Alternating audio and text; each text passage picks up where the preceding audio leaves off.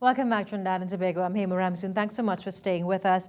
We're going to have a health segment right now, a different kind of health segment. You know, most of us see first impressions last forever.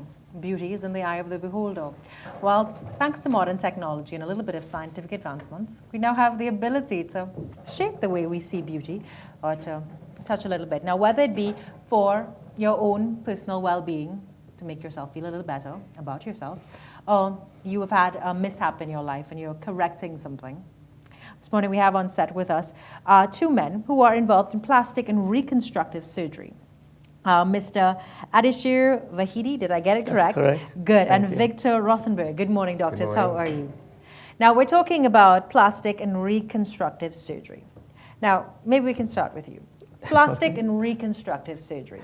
When most people hear it, they think elaborate procedure, under an eye, vanity, all of these images come up at once. Yeah. How would you, if you had to speak to someone quickly, what would you describe plastic and reconstructive surgery as? Okay. You want to me the first mad guy who's going to talk about Yeah. this? Yeah, okay. I will be the guilty one.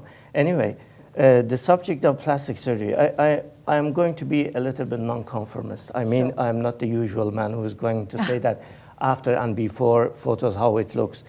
Actually, I'm telling, yes, good morning, Trinidad. This is Trinity, and I'm mixing kind of philosophy, medicine, and art.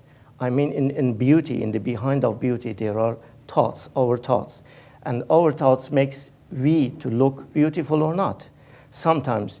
But plastic surgery is going to change our appearance, our look, just to enhance our thoughts. So you see the thought, and a plant of word comes out. Right. And you see the word, the plant of act comes out. Okay. And you see the act, habit, and destiny comes over. So our thoughts makes our life to change. So I believe that I can say that much more it is philosophy than medicine, what I'm about talking. So we can say that by myself, I came to share my thoughts with the Trinity.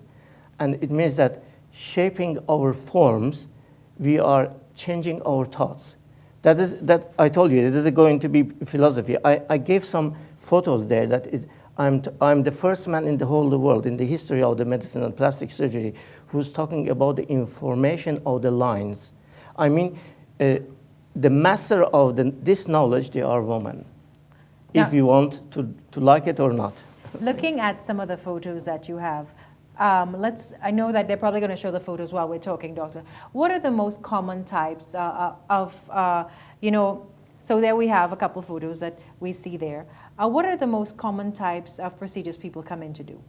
Mostly to remove the bags under the eyes, extra skin of the upper lids, to reshape the nose.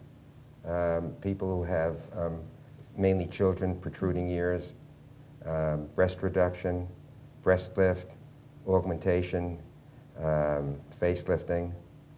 So those are the most common. And when you think of plastic surgery, you normally think of older people who are trying to hold on to their youth. Is there any truth to that? Not really.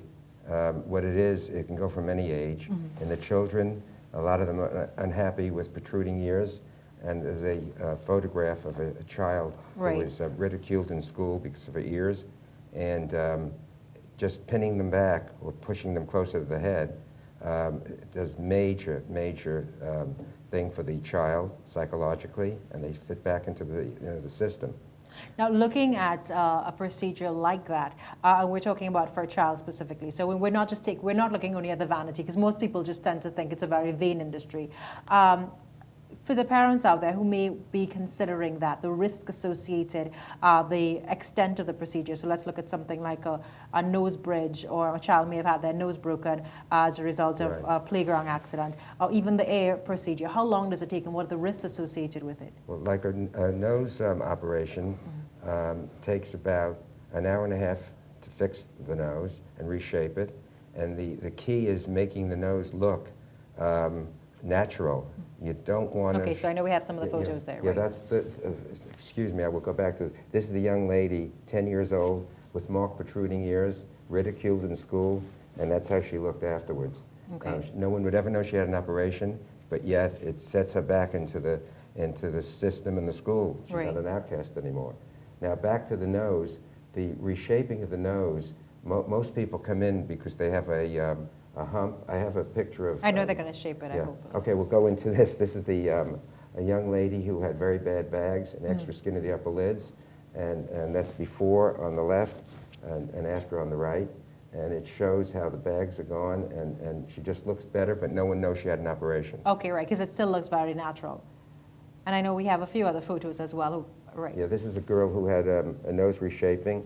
On the left, you could see the marked hook and the wideness on the upper picture, and that's the post-op. Just a straight nose, not a ski jump like the old Bob Hope nose that they spoke about. And it's just a natural look, and that's how she looks. Now, looking at a procedure like this, if you know, a lot of times you've shown some photos which are very natural, so it would seem as just correcting something. But then there's also the extreme risk where plastic surgery and reconstructive surgery looks a little unnatural. Do you advise a client, or would a client simply come in and tell you what it is they want? Yeah, actually, talking about the subject, one of the photos was that regarding in a line straight away, Right. and another line that which looks like a breast. And I sustain that all the lines, they express themselves. So one of the most important things that happens with the patients, we tell about dysmorphophobia. It means that the lack of complete form or the beautiful form, beautiful line, makes people to have another wrong signal. You are looking someone, and why they are joking with the lady or with the kid who doesn't have a really good eyes or nose or ears. So these lines send some signals that we are recepting, and we are acting as it looks. So that is, I mean, reconstructive surgery comes for helping, improving the aspect, just to others to receive the same signal that we want. I mean, yeah, please. Now, looking at the cost of these surgeries, because that would be one of the major factors of people who are looking at this program this morning, what would you tell them? What do you mean by the cost? Yeah. How much it would cost? Yes. In other words, it varies all over the United States and obviously out of the United States. But the cost is, say, if you do an operation, you have to pay a surgical fee, Right. as an anesthesia fee, and a hospital fee. Most of these procedures are done as outpatient in the hospital, and the cost varies, but the idea is to discuss it with the patient, and some be covered under insurance if it's due to medical reasons or a trauma, and the rest is not covered. We'll call it self-pay. So it's hard to give exact fees because they vary all over the place, but I can only say that you get what you pay for. If you pay very, very little, you know that there has to be something wrong. The idea is to pay the average fee and go to a skilled surgeon that's board certified in his specialty, that has had experience in in this specific operation.